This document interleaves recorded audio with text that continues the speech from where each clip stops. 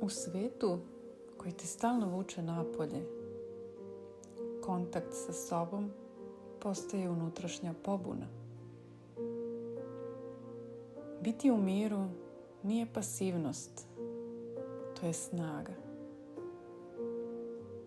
Snaga da zastaneš dok svi žure, da ćutiš dok svet viče, da budeš tamo gde jesi, celim svojim bićem. Kada to postaneš, tada počinješ da se obnavljaš. Ne kroz još jednu obavezu, još jednu aktivnost, već kroz nežnost.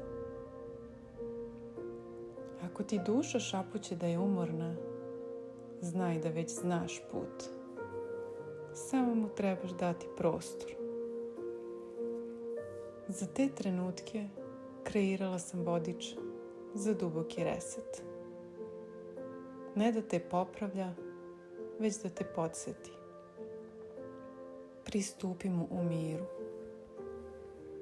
jer on i jeste poziv u mir.